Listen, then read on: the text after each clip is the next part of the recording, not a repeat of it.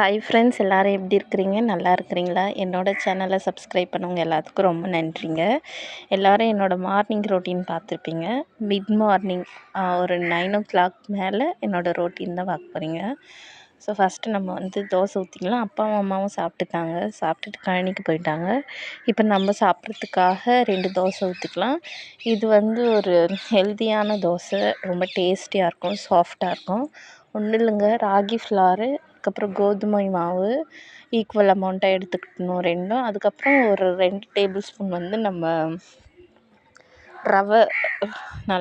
ரவை சேர்த்துட்டு, கொஞ்சமாக ஒரு ஸ்பூன் கர்ட் சேர்த்துட்டு நல்லா மிக்ஸ் பண்ணி தேவையான அளவுக்கு தண்ணி உப்பு போட்டு ஒரு 1/2 hour அப்படியே மூடி போட்டு வச்சிடணுங்க. அதுக்கப்புறம் எடுத்து தோசை ஊற்றிட்டு அதுக்கு மேலே நெய் ஊற்றிட்டு திருப்பி போட்டால் ரெடி. பாருங்கள், சாப்பிட்டாச்சு. நம்மளுக்கு மட்டும்தான் 2 தோசை ஊற்றிக்கிட்டோம்.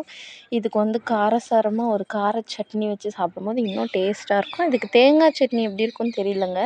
நீங்கள் ட்ரை பண்ணிவிட்டு கமெண்டில் சொல்லுங்கள் எப்படி இருக்குதுன்னு. இந்த சட்னியோட ரெசிபி வேணும்னு கமெண்ட் போடுங்க. நான் கண்டிப்பாக உங்களுக்கு ஷேர் பண்ணுவேன். இப்போ வாங்க பிரேக்ஃபாஸ்ட் சாப்பிட்றலாம். உண்மையாகவே நல்லா இருந்துச்சுங்க.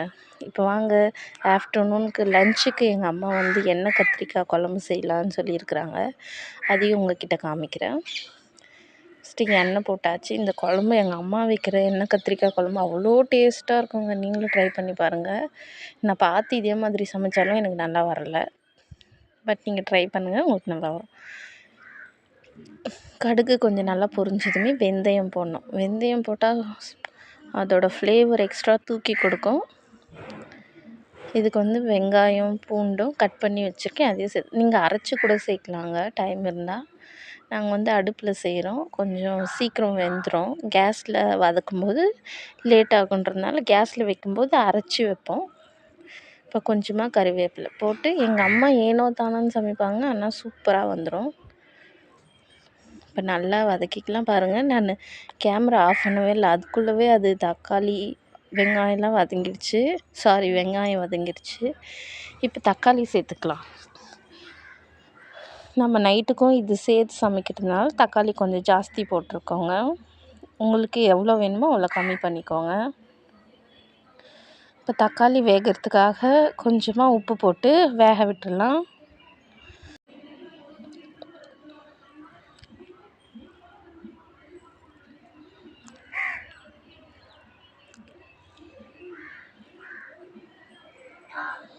உப்பு போட்டாச்சு. இப்போ ஒரு மிக்ஸ் பண்ணிவிட்டு க்ளோஸ் பண்ணி வச்சுக்கலாங்க.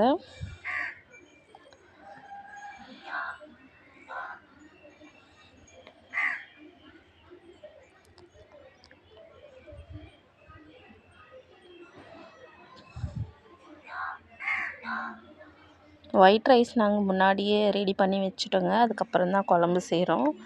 ஒயிட் ரைஸ் உங்கள் எல்லாருக்கும் செய்ய தெரியும், அதனால வீடியோவில் காமிக்கலைங்க.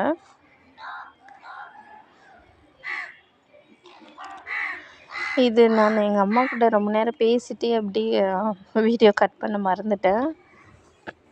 இது ஸ்பீடப் பண்ணாலும் பார்க்க இன்ட்ரெஸ்டிங்காக இருக்காது. அப்படியே பாருங்கள், பார்க்கவே நல்லாயிருக்கு தக்காளி போட்டோடனே. இப்போ இதிலே நீங்கள் கொஞ்சமாக மிளகா பொடி போட்டு இறக்குனா தக்காளி தொக்கு ரெடிங்க. பாருங்கள், 2 in 1 ரெசிபி உங்களுக்கு கிடச்சிச்சு.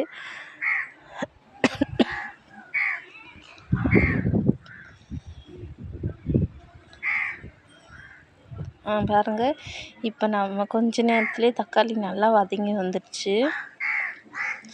ஒரு வாட்டி நல்லா இப்படி மிக்ஸ் பண்ணி விட்டுக்குங்க. அடிக்கடி மிக்ஸ் பண்ணோம், இல்லை அடுப்பில் அடி பிடிச்சிரும்.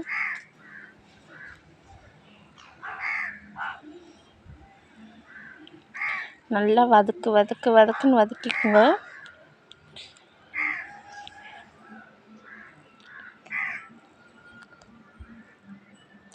இப்போ நம்ம கட் பண்ணி வச்சுருக்க கத்திரிக்காயை சேர்த்துக்கலாம். எண்ணெய் கத்திரிக்காய் குழம்புக்கு நல்லா முள் காய்ன்னு சொல்லுவாங்கள்ல, அந்த காய் போட்டுக்கலாங்க. இது நாட்டு கத்திரிக்காய் தான், இதுவுமே நல்லாயிருக்கும். நல்லா முழுசாக ஒரு 4ஆக கட் பண்ணி பூச்சி இருக்கான்னு பார்த்துட்டு, பூச்சி இருந்தால் சின்ன சின்னதாக கட் பண்ணிக்கோங்க. இல்லாட்டி நல்ல கத்திரிக்காயாக இருந்தால் இது மாதிரி நல்லா வதக்கிக்கலாங்க. எண்ணெய் கத்திரிக்காய் குழம்பு இன்னொரு மெத்தடில் கூட செஞ்சுக்கலாங்க. நீங்கள் முன்னாடியே நல்லா எண்ணெயில் கத்திரிக்காவை போட்டு நல்லா வதக்கி வச்சுட்டும் செய்யலாம்.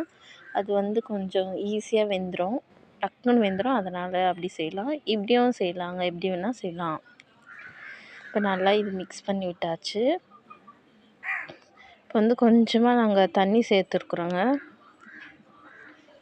கொஞ்சமாக அது மசாலா வந்து கத்திரிக்காயில் மிக்ஸ் ஆகிற அளவு கொஞ்சமாக தண்ணி ஊற்றிருக்கோம். இப்போ நல்லா மிக்ஸ் பண்ணிவிட்டு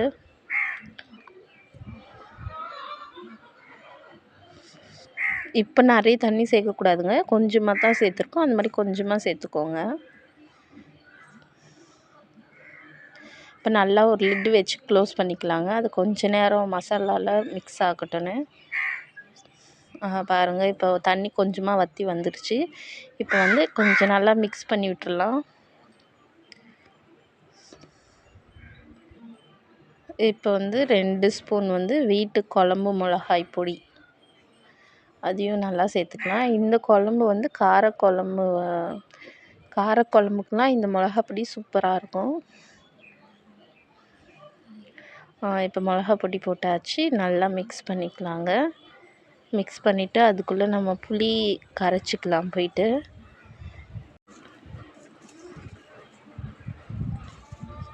பார்க்குறதுக்கே இவ்வளோ கலர்ஃபுல்லாக இருக்குது பாருங்கள். ஆனால் இன்னும் கத்திரிக்காய்லாம் ஆஃப் பாயில்டாக தான் இருக்குது. இன்னும் நம்ம தண்ணி ஊற்றி வேக வச்சா தான் நல்லா வேகும். இப்போ அந்த மிளகா பொடி போட்டிருக்கோம் இல்லையா, அதோட ஸ்மெல் போகிற அளவுக்கு நம்ம தண்ணி ஊற்றாமையே வதக்கிக்கணும். இப்போ வந்து நம்ம புளி கரைச்சிருக்கோம் இல்லையா, அது கொஞ்சம் சேர்த்துக்கலாங்க. புளி சேர்த்தாச்சு. இப்போ இது வந்து நல்லா மிக்ஸ் பண்ணி விட்டுக்கலாம்.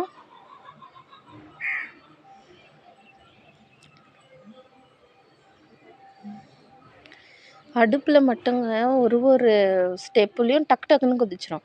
இப்போ கேஸில் சமைக்கும் போது என்ன ஆகும், வெங்காயம் வதங்குறதுக்கு கொஞ்சம் டைம் ஆகும், அப்புறம் தக்காளி. ஆனால் இங்கே வந்து இப்படி போடுறோமா, அந்த தக்காளி எடுக்கிறதுக்குள்ளவே டக்குன்னு இது வந்து வதங்கி வந்துடும். அந்த ஒரு பெனிஃபிட் இருக்குது. இப்போ இன்னும் கொஞ்சம் புளி தண்ணி, அதான் மீதி இருந்துச்சுல்ல, அது செகண்ட் டைம் தண்ணி ஊற்றி நல்லா கரைசி அதையும் இதில் வந்து நம்ம சேர்த்துக்க போகிறோம். இப்போ சேர்த்தாச்சுங்க. இப்போ நல்லா மிக்ஸ் பண்ணி விட்டுக்கலாம். அந்த சைடில் இருக்கிறதுல நல்லா ஸ்க்ரேப் பண்ணி விட்டுக்கலாம். அப்போ இன்னும் நல்லா ஃப்ளேவர்லாம் உள்ளே இறங்கும். எப்போவுமே இந்த சைடில் தீஞ்சு இருக்குது பார்த்திங்களா, அதை விட்டுறலாங்க. மற்றபடி கொஞ்சம் நார்மலாக ஒட்டி இருக்கிறதுலாம் நல்லா ஸ்க்ரேப் பண்ணிக்கலாம். இப்போ வந்து நம்மளுக்கு தேவையான குழம்புக்கு தேவையான தண்ணி நல்லா தாராளமாக சேர்த்துக்கலாம். ஏன்னா காய் வெந்து குழம்பு சுண்டி வர்றதுக்குள்ளே அது கரெக்டாக இருக்கும். அதனால தண்ணி கொஞ்சம் தாராளமாகவே சேர்த்துக்கோங்க. இப்போ மூடி போட்டு மூடி வச்சிடலாம். பாருங்கள், நல்லா கொதிக்குது. இது இன்னும் கொதிக்கணுங்க. எங்கள் அம்மா நீ போய் மாடு ஓட்டிட்டு வா, அதுக்குள்ளே ரெடி ஆயிருன்னு சொல்லிட்டாங்க. சரி நம்மளும் வந்து குழம்பு பார்க்கலாம் அப்படின்னு சொல்லிட்டு மாடு ஓட்டின்னு வர கிளம்பியாச்சுங்க. போகும்போதே அரைச்சிட்டே போகிற மாதிரி இருக்குது.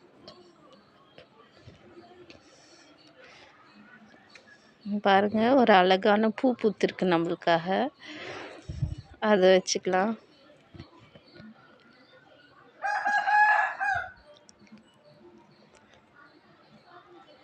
கிராமங்களில் இப்படி தாங்க, கண்ணுக்கு கிடைக்கிறது எதுவாக இருந்தாலும் எடுத்து காதில் வச்சுக்கிறது, தலையில் வச்சுக்கிறது.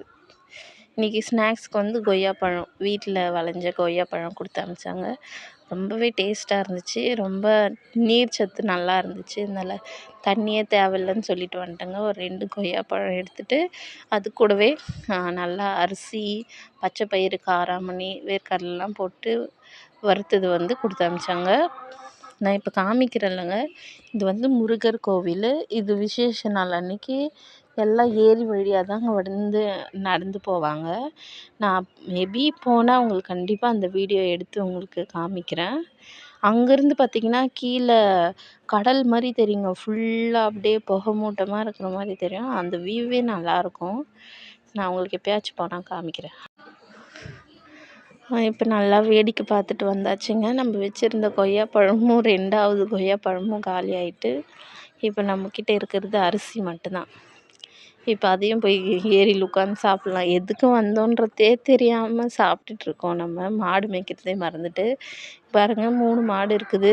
கன்றுக்குட்டி வந்து அங்கே ஸ்டார்டிங்லேயே இருக்குது போல், நான் பார்க்காமையே வந்துட்டேன். வீட்டுக்கு போகும்போது தான் வருது. வெள்ளம்மா பார்க்குறாரு, எஜமானி அம்மா வந்துட்டாங்க நம்மள கூட்டிகிட்டு போகிறதுக்குன்னு. அப்புறம் நம்ம போய் உட்காரலாங்க. உட்காந்து பொறுமையாக சாப்பிட்டுட்டு மாடுங்களை ஓட்டிகிட்டு போகலாம். ஸ்ட்ரென்த் வேணும்ல.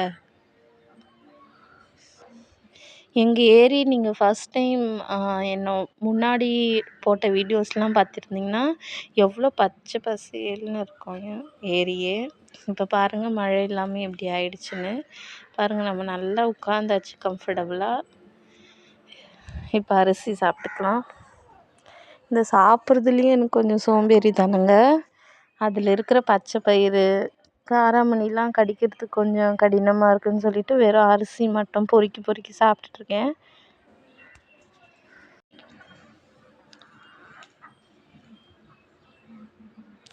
அச்சரசில் மாட்டு பொண்ணாகவே ஆயிட்டேன். காலேஜ்லாம் படித்து ஒன்றுத்துக்கும் வேலைக்கு ஆகல, வீட்டில் தான் இருக்க மாதிரி.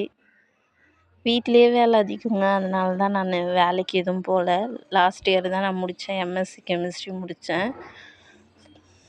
பாருங்கள் அந்த காராமணி பச்சை பயிரெலாம் ஒதுக்கிட்டு இது பண்ணுறேன். ஸ்கூல் படிக்கும்போது நான் எந்த வேலையும் செஞ்சதே இல்லைங்க.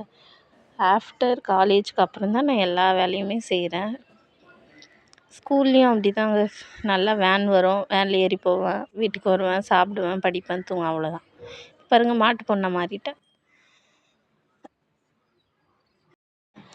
இவளுங்க வேறங்க என்னை விட்டு விட்டு போயிடுவாங்க. நான் போய் துரத்தி பிடிச்சிட்டு வருவேன். பாருங்கள் சொட்டை நினைப்பீங்க, ஆனால் சொட்டை இல்லைங்க, அது ஏர் நெத்தி. ரொம்ப பசிக்க ஆரம்பிச்சிச்சுங்க. வீட்டில் போய் சாப்பிட்ருவோம். இப்போ வீட்டுக்கு போகிற வழி வந்தாச்சு. மாடுங்க வீட்டுக்கு போகிற டைமில் தாங்க ஆடுங்களை ஓட்டிகிட்டு வருவாங்க. ஆடுங்க எப்போவுமே வெயிலில் தான் நல்லா மேய்ச்சலுக்கு கரெக்டான டைமு. பாருங்கள் நம்ம வீட்டுக்கு போயிட்டுருக்கோம். இப்போ ஆடுங்க ஆப்போசிட்டில் வருது. நான் ஆடு குட்டி போடுறதுல டைரெக்டாக பார்த்துருக்குங்க. அதுக்கு இன்னொரு வாய்ப்பு கிடைச்சா உங்களுக்கு காமிக்கிறேன். இப்போ வீட்டுக்கு வந்தாச்சு. மாடுக்கு இந்த மாதிரி அம்மா தண்ணி மொண்டு வச்சுருப்பாங்க. அதுக்கு குடிக்க நம்ம ஊற்றிட்டே இருக்கணும். அது குடிச்சிட்டு அப்புறம் அம்மா ஓட்டிகிட்டு போய் கட்டிட்டு வைக்கோல்லாம் போட்டுருவாங்கங்க. இப்போ வாங்க அந்த டைமில் நான் கொஞ்சம் நல்லா ஃபேஸ் வாஷ் ஹேண்ட் வாஷ்லாம் பண்ணிவிட்டு நம்ம போய் சாப்பிட்லாம். அம்மா செஞ்சு வச்சுருக்க எண்ணெய் கத்திரிக்காய் குழம்பு. சாப்பாடு போட்டாச்சுங்க. சாப்பாடு குழம்பு போட்டாச்சு. உண்மையாகவே நல்லா டேஸ்ட்டாக தான் இருந்துச்சு. கண்டிப்பாக நீங்கள் ட்ரை பண்ணுங்கள், நல்லாயிருக்கும். ஓகேங்க, இப்போ என்னோடய ரியாக்ஷன் பார்க்கலாமா? நம்மளுக்கு இந்த ரியாக்ஷன்லாம் கொடுக்க தெரியாதுங்க.